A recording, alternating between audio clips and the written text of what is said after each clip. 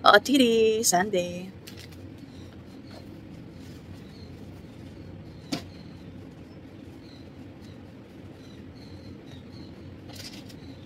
Yes, naka-jeans ang madam. Baggy jeans.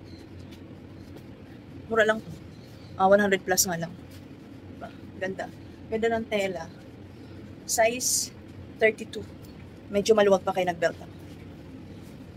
Ganda. Dark blue ang color. Tapos yung bag ko, 50 plus lang to. Dito lang naman yung aking pang-offer at pang-fun at panyo. Yan lang. Okay? So, let's go. Hirap makaalis dito kasi kailangan pa maglagay ng open 9 AM kasi mga 9 AM pa ako makakabalik. O, para hindi pa balik-balik ang aking mga tumors. O siya, mamaya na lang ang check at ako'y nagmamadali na ba. Nakabenamano pa tayo. Kalahating blue. Ako ay magsisimba. Time check tayo ay 6:45. May 7 AM na mas sa kabilang subdivision.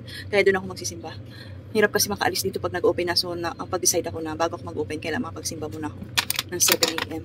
Mamaya na lang ang check ha kasi alis muna ako. So, nakabenamano tayo bago tayo umalis. Lalagay ko muna dito sa aking Benamano Ipon Challenge. Diba swerte? Nakita ako eh. Kaya, pabili daw muna. O siya, alis muna ang madam. Simba muna. Happy Sunday everyone. Close muna ang Rosia Mini Heart. Dami ko na nakikita papunta sa tindahan. Sabi ko mamaya na lang at late na ako. Alis na muna ako. Bye. Hello guys, nandito na ako sa church. Pero parang maaga pa ata ako. 7:30 ata ang umpisa. Pag morning. Kasi 7 na, wala pa masyadong tao. Ayan. Ayan.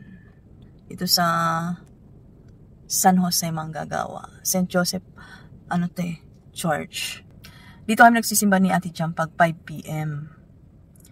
Ikaso nga ngayon kasi nag-adjust ako ng oras kasi hindi kasi ako makaalis ng tindahan pag bukas ng tindahan ko. Ngayon nga lang, sabi ko bago ako magbukas, kailangan magpagsimba na ako.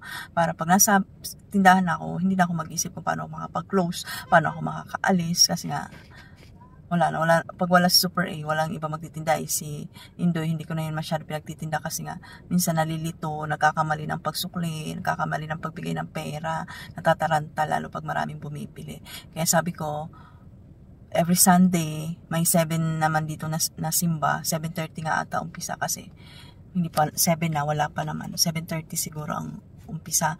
Meron naman din sa amin, sa subdivision namin, kasi ito sa kabilang subdivision namin to. Sa subdivision namin, ang misa 10:30 AM. So pag ganong oras, gahol na talaga ako kasi pag nagbukas na ako ng tindahan, hindi na talaga ako makakaalis. Hirapan na ako paano ako makakaligo, paano ako makakaalis kasi minsan nagdadatingan ng ibang mga delivery. Kahit linggo may mga delivery, ganun. Kaya sabi ko, bago ako magbukas ng tindahan ng linggo, kailangan makapagsimba na ako. So ito na yung aking magiging Sunday routine. Di ba?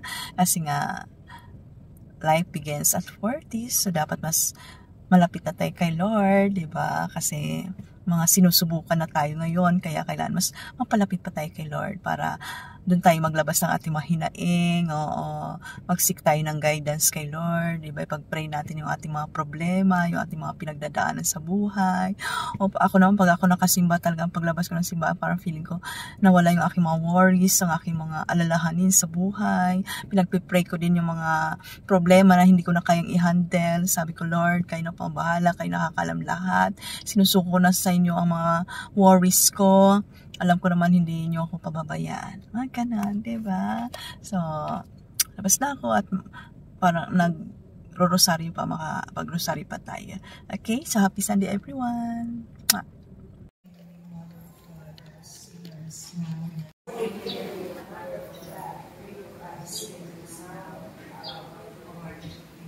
Hail Mary, full of grace, the Lord.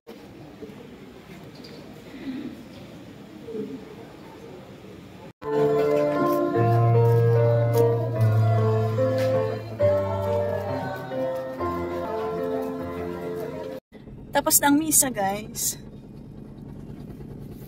Masyado naman ako emotional. Ay, yung pagsimba ko masyado ka emotional. Puro tulo ang luha ko. Tulo ko. Sipon ko nakakaloka. Wala lang kasi parang ang tagal ko rin hindi nakapagsimba. So ngayon parang talagang yung guilt, yung alam niyo yun. Diba? So English pa lang mas pag morning, Sunday morning. Pero ano naman yung father? Filipino. Minsan kasi Indian yung father. So, English yung mass. Pero yung sermon naman ni father ay Tagalog. So, 'di ba? Pag Tagalog kasi ang mas, yung mga tugtog, ramdam na ramdam natin. Pag kumanta yung papuri, talagang ramdam mo. Pag yung English kasi parang hindi pa ako sanay. Ngayon pa lang ako nakapag-simba ng English na mass. So, for all kasi yung mass ngayong Sunday morning. So, ngayon, maghatid muna ako ng labada sa laundry. Tapos, bili na rin ako ng ulam. Sabi ko naman na ng open ng store. So, siguro muna ako dito sa sakyan. Mag-rest, no? At bumili ako ng kutsinta para pagdating ko sa Rossjam Minimart ay magkakape na lang ako. Yan. So, ikot muna ako dito sa palengke. Baka may mabila na tayo ng pantinda din natin. Okay? So, have a blessed Sunday. God bless us all. Mabuhay tayo. Agad nag-aantay sa ating tindahan. Ano sa'yo? 1K. Ilan ba? 20? Bali 200. Kape na tayo, guys. Yes, sarap ng pakiramdam natin, no? Nakapagsimba. Tapos ito, may hanap buhay. Oh. Yun lang naman ang gusto natin, no? Mabuhay, maghanap buhay. Almusal tayo. Kutsinta. Sarap. So, maya naman, mga 2 PM, close tayo kasi may idlip naman ako kasi ang oras ako nakatulog kagabi. Para makapag-rest naman, diba? Kape na tayo. Tapos papamusic na ako at magtitinda-tinda na. Antay ng delivery ni Pure Gold, tapos mag-refill ng mga stock natin.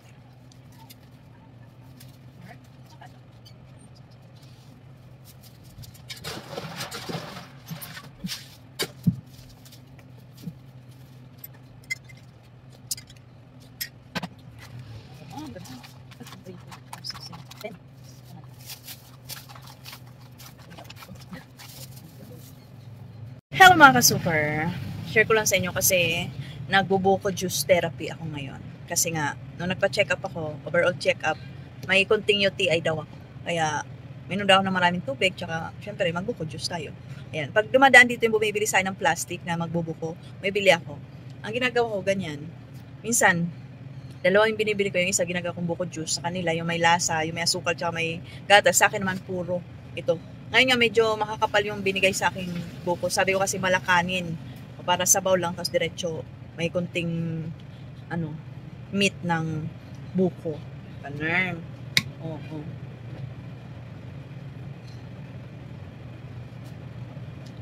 Sarap. Sarap. Minsan naman, ang daming sabaw. Maliit lang yung meat. Ayun, ang dami. Sino nakaka-relate na minsan tayo talaga nagtitigil tayo ng ihi, no? Ako, pag nagda-drive ako tapos sa palengke, wala akong makitang CR, talaga nakapagpigil talaga ako ng ihi. Minsan dito na ako umiihi, kaya siguro gano'n nagkaka-UTI. Minsan naman, sa pagtulog, di ba? Sino nakaka-relate? Yung tipong nakakaramdam tayo ng ihi, pero ayaw nating bumangon kasi masisira yung tulog natin, di ba? Titiisin mo na lang kasi 30 minutes na lang naman mag-a-alarm na, saka na ako babangon para hindi masira yung tulog ko. Ayan. Siyempre, pinagbabawal yung pagpipigil ng ihi. Diba? Dito din sa ating tindahan, daming tumors, diba? Naiihi na tayo, wait lang, pipigilan natin. Pero masama po yan, magpigil ng ihi. Kaya, kaka-UTI tayo. Umiinom ako ng buko juice, pure, para, malinis yung ating pantok. Gano'n. Diba? Tsaka syempre, inom ng maraming tubig. Syempre, yung sa kasi, chichirya kasi ako. Yung chichirya din kasi pag ako na-stress dito sa tindahan, kung nakikita ko ng chichirya, lalo pag may yung nandun na lahat ng favorite ko. Hindi ako nakontento sa maliit. Talaga malaki. Gano'n, diba? Kaya inom ako ng maraming tubig tsaka buko. So, yun lang naman yung aking share. Baka relate ka lang din.